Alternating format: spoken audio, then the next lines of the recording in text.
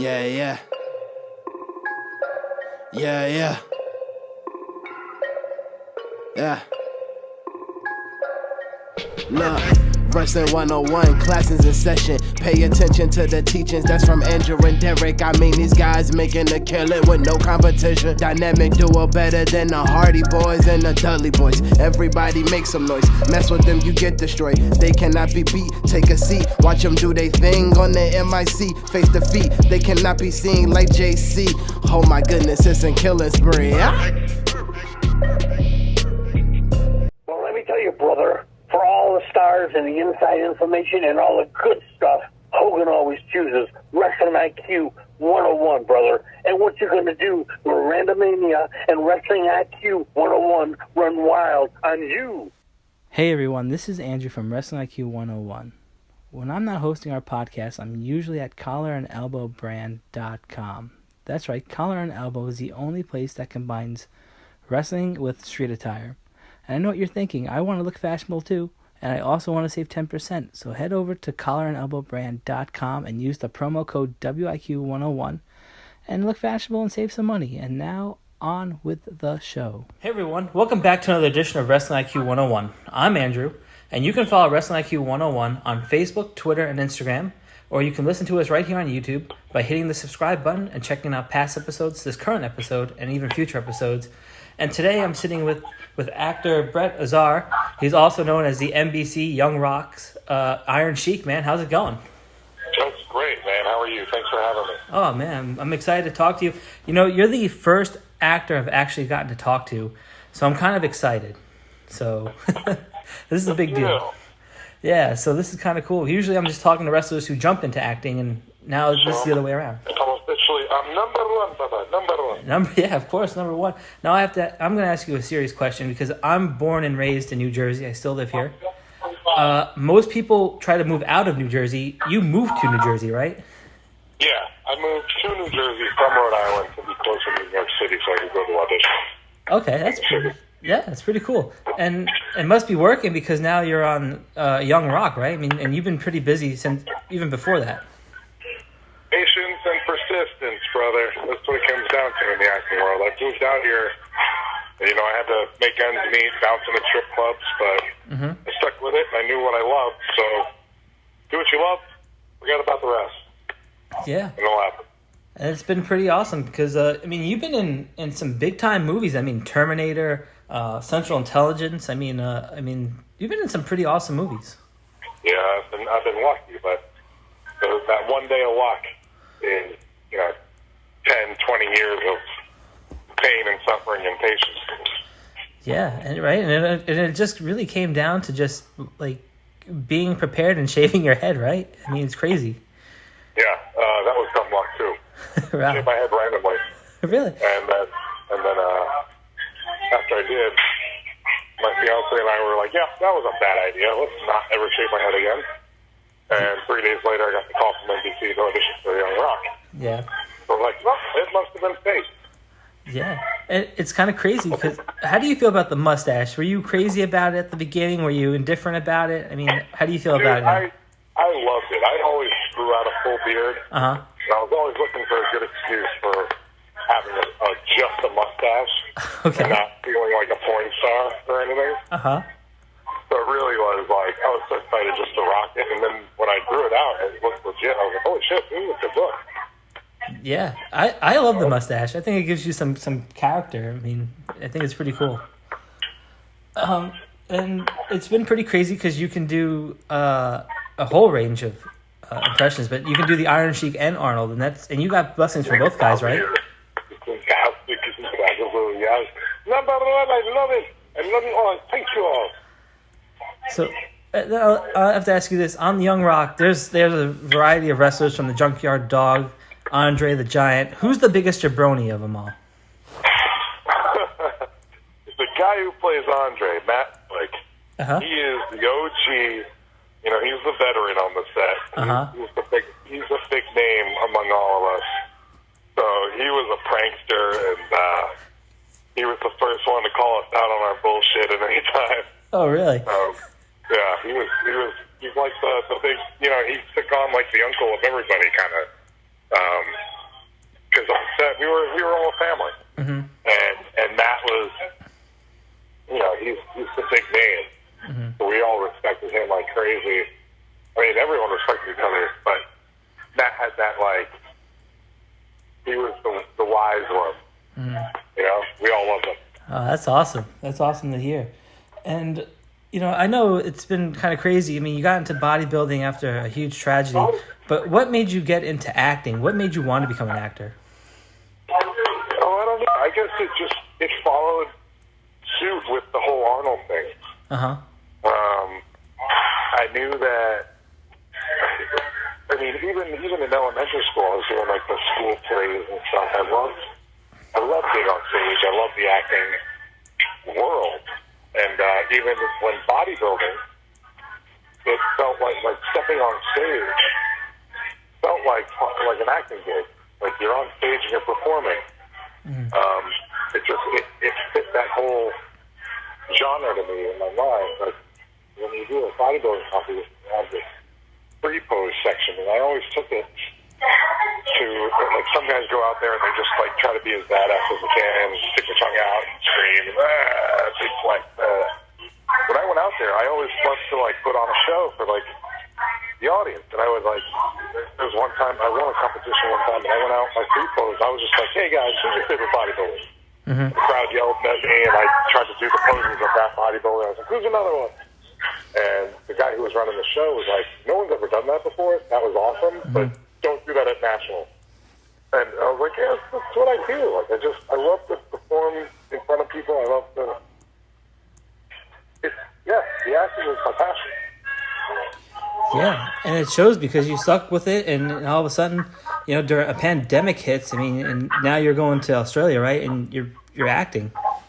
Yeah, that was just luck beyond luck to be able to work while everyone else wasn't. Yeah. And that was part of the reason why I shaved my head, was because I was thinking, well, I'm never going to have an acting job this year, so my physical look doesn't really matter so much as far as what my face or head looks like. I have I'm a gym rat, so I have the psychosis, but I'm never going to allow myself to get out of shape, so I kept in shape. But, yeah, when they called and said, hey, we're going to actually film in Australia so that we are working, I was like, holy, no way. Just truly blessed. Yeah. It must have been a little nerve-wracking too, right? Because you're out of the country. I mean, we don't even know, like, the severity of, like, this virus already, right? It must be, like, kind of, like, walking on eggshells a little bit, right? Nah, there was no nerve. Really? It was pure excitement, to be honest. I didn't care where we were going.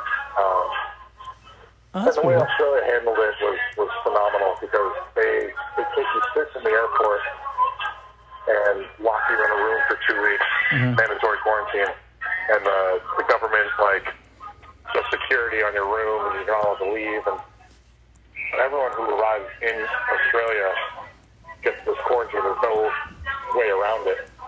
So once you're out and you're tested and you're COVID-free, it's open. There was no mask or anything. You could go anywhere. Casinos, restaurants, gyms. It was just like normal life. Oh, really? While America was shut down. Yeah. I know down here it was like really crazy. I mean, it's just the world just stopped.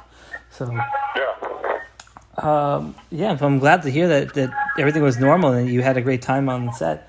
Also on set, I wanted to ask you, what was the biggest prank, if there was one, on set? Biggest prank? Yeah, was there one? Joe, the guy who played Soul Man, Joseph, he would catch anybody falling asleep and make sure he got a video or a picture for Instagram. Really? Oh, yeah. That was one thing. He would always do find whoever fell asleep and make sure that he got him on camera. That's awesome. Let's see. Behind the scenes story. We went out to the casino, and we went to a restaurant in the casino, and Junkyard Dog, Nick Jackson, got the most expensive steak I've ever seen in my life. It was a tomahawk steak. Really? And it was like something ridiculous, like 60 ounces or something. And he knew he wasn't going to eat it all at the restaurant. So when he asked for a take-home bag, they were like, oh, I'm sorry, we don't do that. And we were all what? Like, he ate like a quarter of this thing. And he's like, you mean I have to eat all this here? And they're like, yeah, we can't let you leave with the food. And he's like, that's ridiculous. So he was going up to management and, like, arguing. Uh-huh. I took all the meat, stuffed it in my pocket, and went back into the casino. So I had all this steak in my pocket, in a napkin.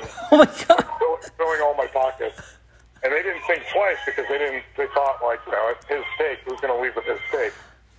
So I texted him. I was like, dude, don't worry, your plate's empty. He was like, what the F? Where's my steak? I was like, I got it, don't worry. In your pocket? And, yeah. Oh, my God. That is hilarious. It was quite a night. And then we ended up going to a strip club with the fun.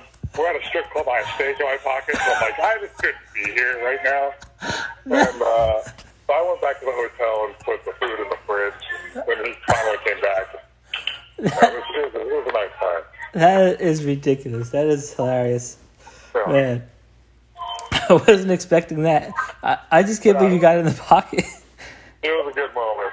Yeah, The best part, he's like, which steak was in your ass pocket? I was like, that plump there. He goes, you keep that. That's funny as hell. Well, I mean, that's one way to sneak a steak out, so that is hilarious. Oh, man. Bro, you spent so much money on a steak. I wasn't going to let him just, like, have to either scarf it and, like, waste the enjoyment of it. Yeah. Or have them throw it out. That's a good friend because that's a veteran move right there to get steak out. That's awesome. That is super funny. I can't believe that. So that is great.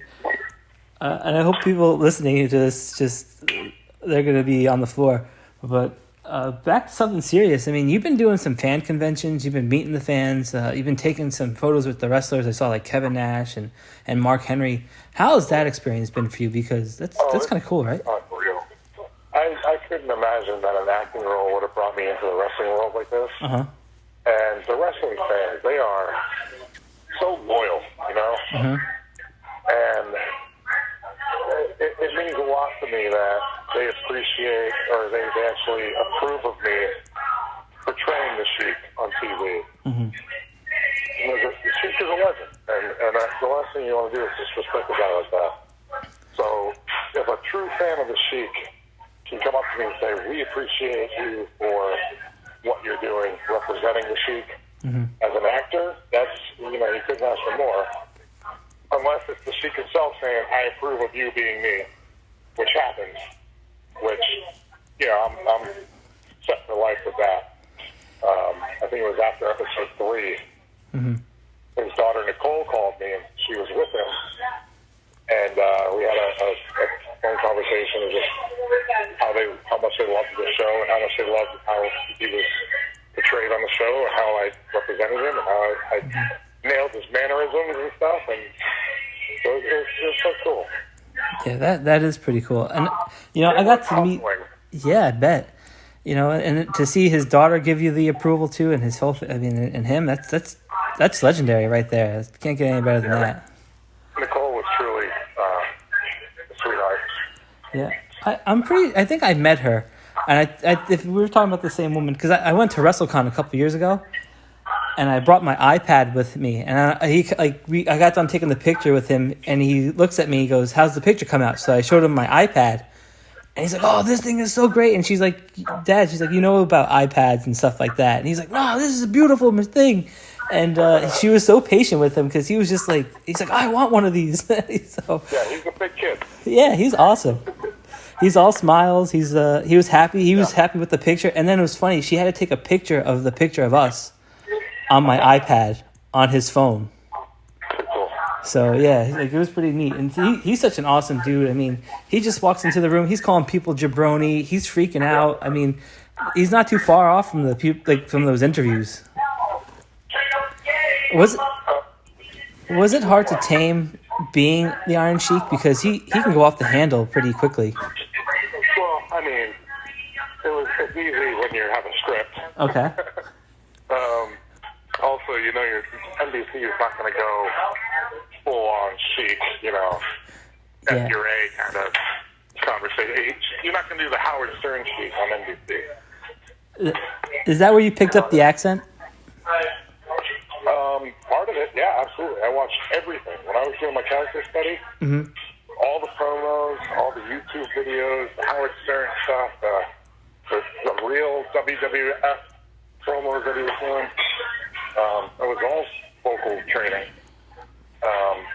But the challenge was, I had in my mind, the Sheik's like eccentric Sheik gimmick.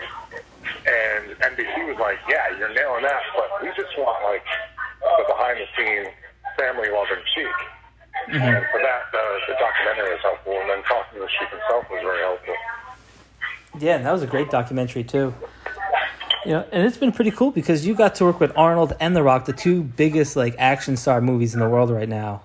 That must be really cool. For me, an actor, yeah, I'm living a dream for sure. Yeah.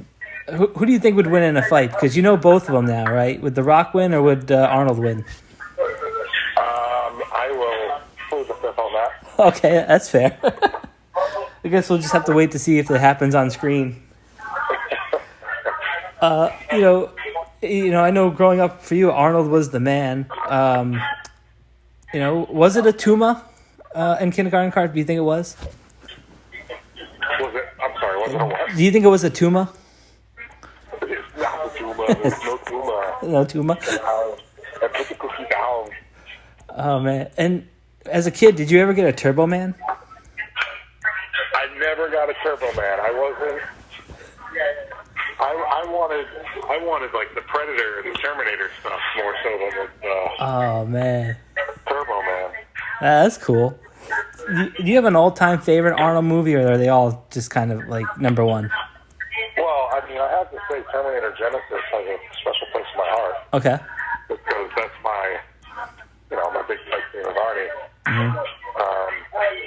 But, growing up, it was my grandfather's collection that I watched. Okay. And he had True Lies when Jamie Lee Curtis was doing a little striptease dance. I became a man watching that. Okay. And he had Eraser. I grew up on True Lies, Eraser. He had Terminator 1 and 2, Commando and Predator, and Conan, the Barbarian. So he wanted to say it. Oh, so he was a real... Those movies that I watched growing up as a 5-year-old and on. Because, my backstory is our father was a criminal, and we had to start our lives over.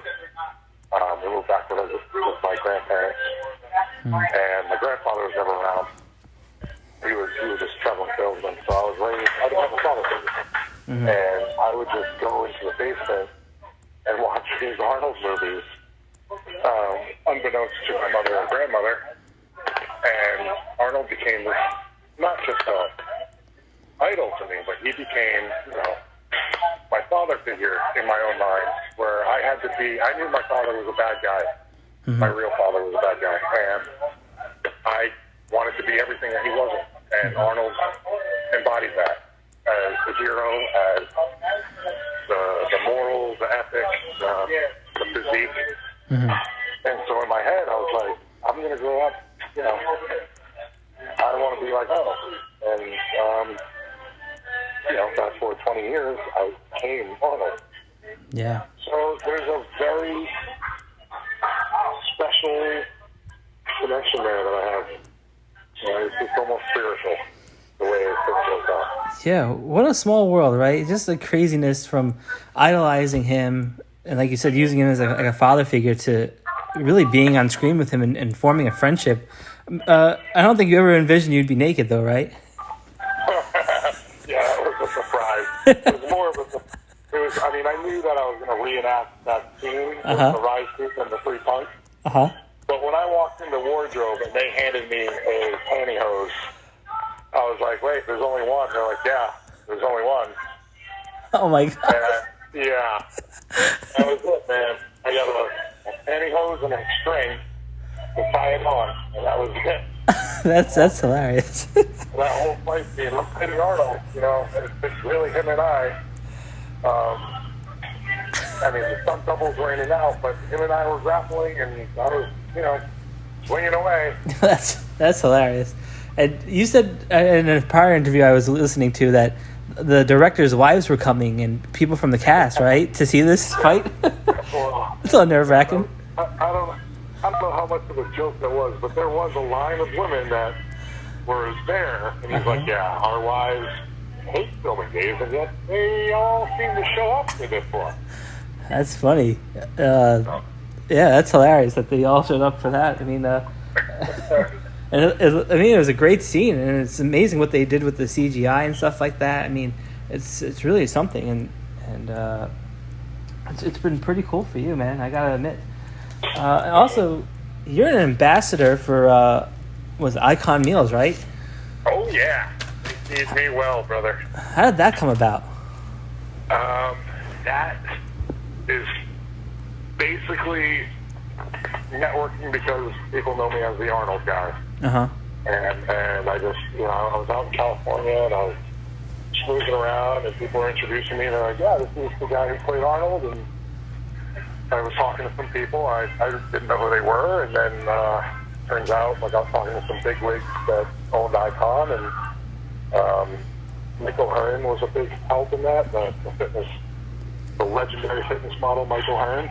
Mm-hmm. And he put in a good word for me with a lot of people. And he was like, yeah, this guy, he stole my role as Arnold. And that's the ongoing joke.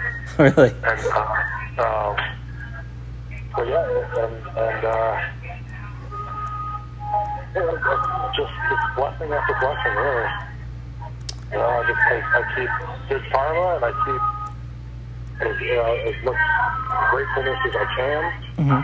And people just want to connect with me and collaborate. I'm always, every door is an opportunity. Always close the door.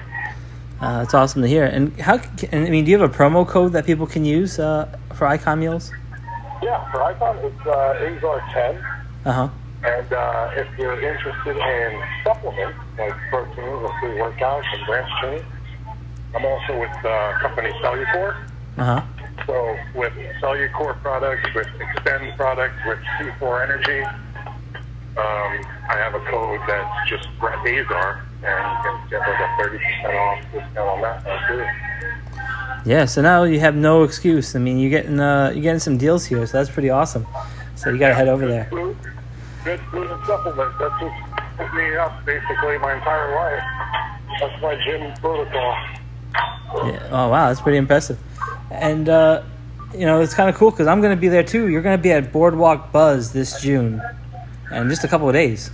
How excited are you? I'm looking forward to that one, especially since it's in AC. It's at the Showboat Hotel. Great hotel.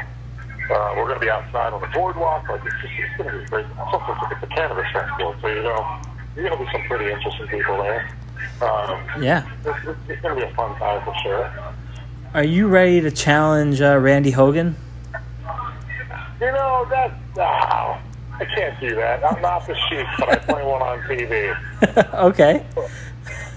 I thought you had his number. That's the Sheik's deal to kick his ass. Oh, man. But it is kind of surreal, though, right? You got the Iron Sheik and Randy Hogan. I mean, I think the people who are stoned are going to be like, this is the coolest thing ever. So, I don't know if you smoke, but I don't. But I'm sure the people there are going to be out. I mean, there's a food festival, there's a comedy show, there's wrestling matches. There's a whole bunch of other things to do besides just smoking, right? So it's going to be pretty cool. It's going to be a whole weekend of fun entertainment. Yeah, it's not just. I mean, there's going to be a few wrestlers there. I'll be there with Hall of Famer Val Venus will be there. That's pretty cool. Yeah. I've never met him before, and I used to watch him all the time. I was a big wrestling fan growing up. Yeah, that's pretty cool. Who was your favorite growing up? Ooh, favorite? I don't know. I've always had an affinity for Razor Ramon. Oh, wow. Yeah, it was it was that the NWO, that Attitude Era. That was like my prime moment of WWF. Yeah. When I was real young, it was Bret Hart, just because he had the same name. Oh yeah, that's my man. Bret Hart's the coolest. But yeah, I mean, I had the wrestling buddies, Ultimate Warrior, Hulk Hogan, hated the Sheik.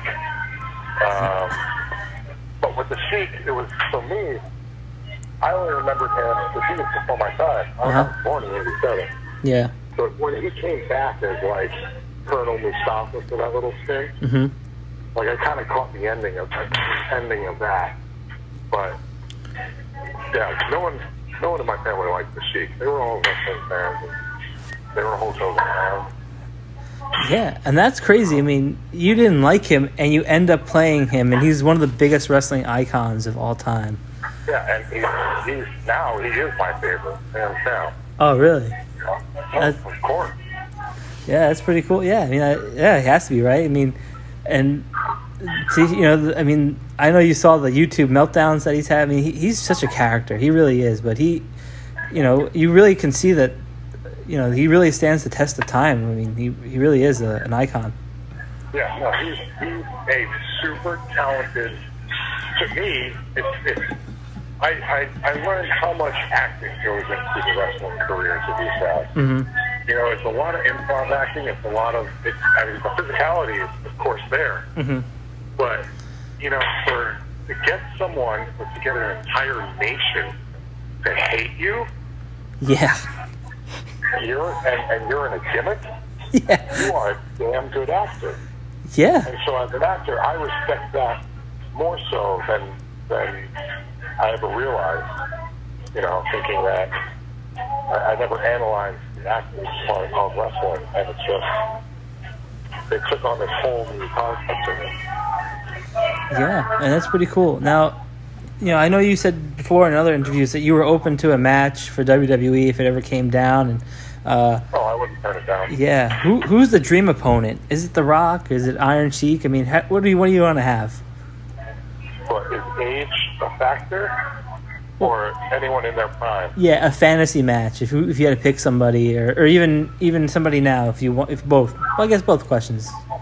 I would love like a 4-way tag team of the big guys. We're talking DJ, so The Rock. You gotta get the Sheik in there. Mm-hmm. You gotta get Batista in there. Wow. You gotta get. I would definitely want like NWO guys in there. Like get Hogan as NWO. Get Razor Ramon. Get Diesel, Kevin Nash in there. And then throw in some old school like Jake the Snake and Hacksaw Jim Duggan, just because that shit that went down with Sheik and Hacksaw. Yeah. When they got pulled over. Yeah. Like, bring him back in and let like something happen there. Yeah, that'd be kind of funny. That'd be kind of cool. That's a cool matchup. And it's kind of awesome because you're getting to play the Iron Sheik on TV. The world is seeing it. And I know you said you had conversations with The Rock. I mean, is there any good advice that he gave you? I mean, when he talked about the character, he talked to us about what they meant to him and just how much he adored these guys. With him, if you want a story with him, it wasn't with filming Young Rock. It was filming Central Intelligence. Really? I did a day with him and Kevin Hart when they were doing that, and we had a long lunch break, and I was going to hit the gym in between, and I opened my gym bag and I got a brand new pre-workout from a company that he loved. Mm-hmm. He was using this product, but he never saw the pre-workout. He walked up to me and gives me the people's eyebrow and stares at it. And I was just like, take it, go ahead, enjoy. And then later in the day, we were filming the scene where he's pushing Kevin Hart in that mailbox, that mail truck thing, and they jump out the window of the building. The director said cut, and DJ holds out his hand up in the air. And all of a sudden, his assistant takes this protein shake and throws it across the room. He catches it, chugs it, throws back the empty bottle, and they film the next take. And I was like, if I can ever do that, during my career. That's my new goal. I've made it. How smooth is that? It was. I saw that and I did the golf clap. I was just like, you just made my life. Yeah, The Rock, he just makes ordinary things just look cool. I don't know how he does it. He's a special guy. He's one of those guys where, you know, when you meet your idols and you hope you don't get let down by. Yeah. You know, he's just so above and beyond that. You're not going to be let down. You're only going to be more surprised. Yeah. That's crazy. So you've been to New York. You've done a lot of stuff in New York, right? Yeah. Are you a Mets fan or a Yankee fan? I'm an athlete fan. Okay, that's fair. I don't play teams. I appreciate skill and talent and personality. Okay. Like Aaron Judge. You know, when he was at the top of his game a couple of years ago and beating all the home run records, he was the most humble guy. And every interview he did was never about him. It was always about his team. Yeah. And that's the kind of shit that I follow, that I want to surround myself with. So that's what I appreciate. I root for guys like that. Yeah, and because you came from the world of sports too. I mean, it wasn't just acting, but you played football and baseball, so it's kind of cool that you were humble and you appreciate the athletes. Absolutely. Yeah, I'm the other way. I'm like, I want my team to win. Yeah. I'm a Mets fan. I want that title. Yeah, some people call me out for being like a little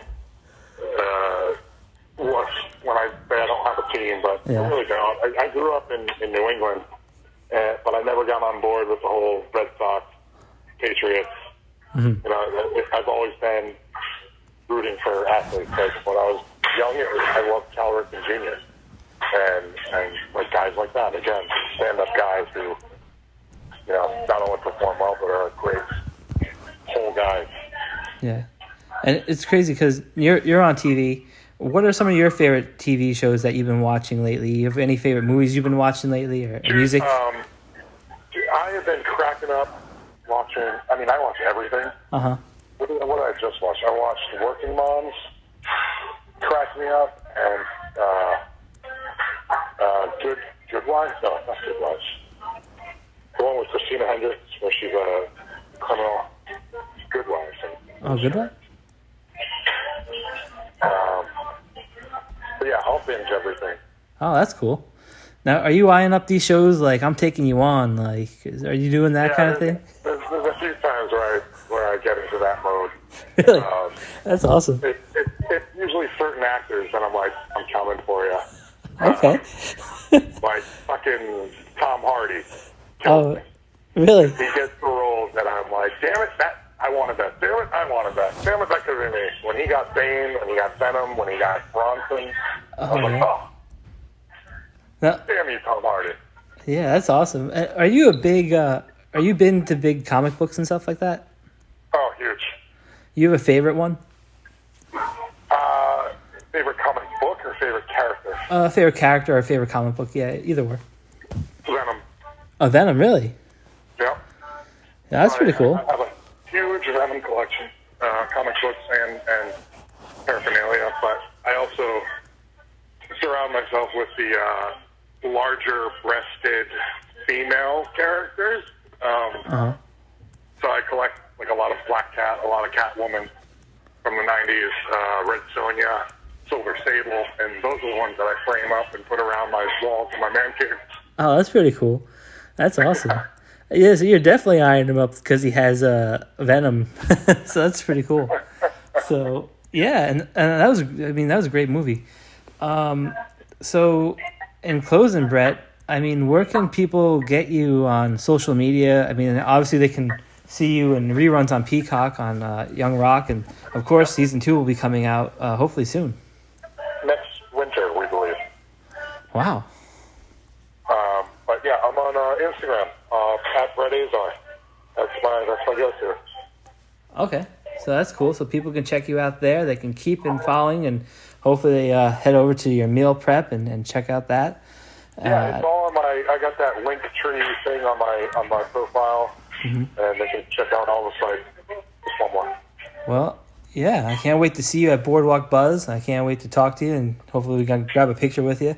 And all the fans should do that too. They should probably come over and see you because season 2 is going to be big. I mean, season 1 was awesome, so I'm expecting big things from season 2. And of course, this has been Wrestling IQ 101. You can follow us on Facebook, Twitter, and Instagram. You can listen to us right here on YouTube. Hit that subscribe button. You can check out this episode, past episodes, and of course, future ones. And Brett, it was really nice talking with you, and I can't wait to see you soon. Yeah, it was an honor, man. Thanks for having me. Yeah, and everybody else, we will see you soon on the next edition.